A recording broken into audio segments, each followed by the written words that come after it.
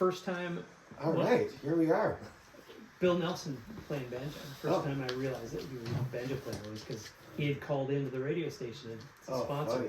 And the radio host was like, "Yeah, we just got a call from Bill Nelson of the 5-string." I was like, "What?" That was while we were working Plucking the at 5-string. Northwest. Yeah, plucking the 5-string. I sold him a banjo. Old Gibson banjo. Mm. He's still playing. He comes out and plays with us. Yeah. Bill Every Nelson. once in a I while. talked to him not too long ago. So what do we got here, Chris? What's going on out there in Wonderland? Well, it's a happy new year. It is a It's happy 2025, and I've just been kind of. I had recently found some old tapes of, our glory days in Eddie Mac, and I was thinking, for 2025, at the bare minimum, I would like to record, a song like French Kissing.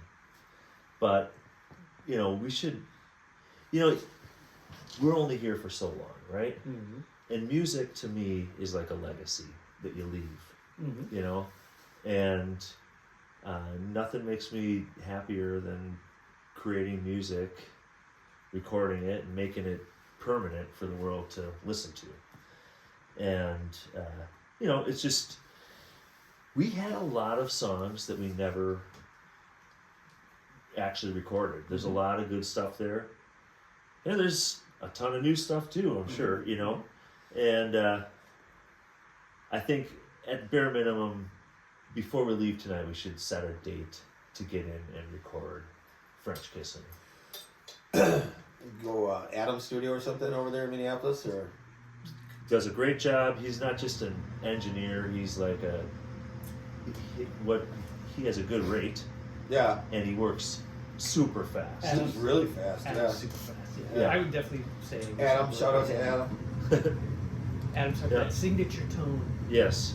Signature tones. So I'm very comfortable with Adam. I have similar music sensibilities to him, Yeah, and we have a great working relationship, and I think it would be beneficial. It might make it more efficient because it's expensive to record, yes. and And I'm finding just to buy the gear so you can demo at home, Yeah. it's expensive too. of course, You know, people interfaces say, and- if I won the lottery, I don't know what I'd do with all the money.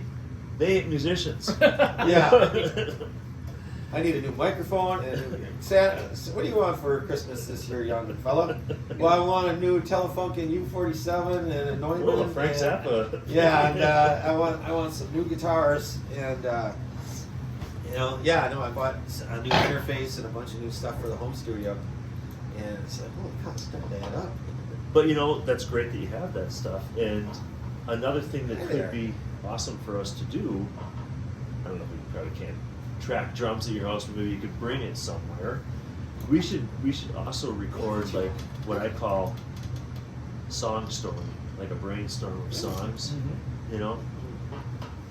I'll tell you, probably for me, the greatest thing about knowing you two guys and being friends with you is that, remember that when we were creating tons of music at Mike's house, and I believe I have the hooks, okay? And when you guys put music to my hooks, it was something very special, And I would love to capture that energy again and share it with the world. Absolutely.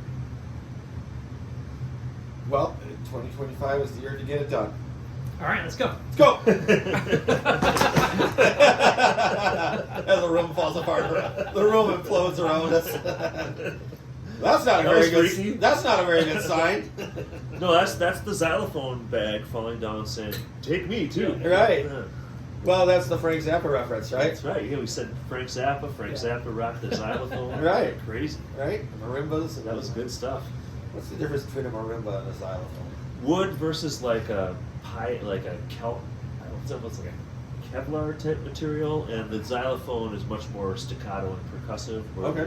the marimba is warmer, bigger, thick, warm bars. Do you have both in an orchestra, or is it one or the other? You usually have both and a vibraphone if you're lucky. Okay. The vibraphone is the metalist one, That's the metal one. where it's I got my girlfriend one of those for Christmas.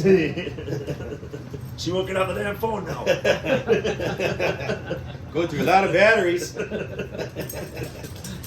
So yeah, I mean, a vibraphone has those things that rotate inside the resonator tubes. You hear it in jazz. It's like whoa, whoa, whoa, whoa, whoa. Yeah. Oh, okay. That's funny. Yeah, I'll take one of each. Yeah, I mean, it's funny because in my space, I have, you walk in and it's like you're stumbling over guitars and speakers, and I just got these nice studio monitors and stuff, but like you said, if you don't know what to spend your money on, you're obviously not a musician, because it's always something else you can, Mm-hmm. Oh, you know yeah. what, I need some congas, I need some percussion. When, Right. when I'm cutting demos at home, I take them as far as I can. Sure. And they're releasable, because you're cutting on quality equipment. you Right. know? And it's like, oh man, I need some shakers, or I need some. I'm making stuff at home. I found that if you take a drumstick and you beat it against this part of the microphone stand, and then you EQ it properly, it sounds just like a kick drum. A little ring to it and everything. Really? Yeah, it's amazing, man. And it's amazing. Quick story: Pink Floyd tried to make a record with just shit around the house, Yeah. banging silverware together and knocking on tables and stuff, and it never went anywhere because they got a wall. Story over. Oh boy. But yeah, Yeah. so 2025, yes. I think the thing to start with something like that then is to make a list, prioritize the tracks that you want to work on. Yeah. Well, the other Try and thing, cut French Kissing from a 13 minute song down to Yeah, we might want to cut that down a little bit. 3 minutes and 30 seconds. But it's got great words, and it just, it's something that people sang along with. I mean, to me, when you're writing a song, that's the ultimate goal, to get people singing along. Oh yeah. And I was so caught up in that moment at your open mic, Sure. where it was like an experiment to see, can you write a song on the spot and get people to sing along? Right. And my God, they did. Right. It was cool. It was super cool.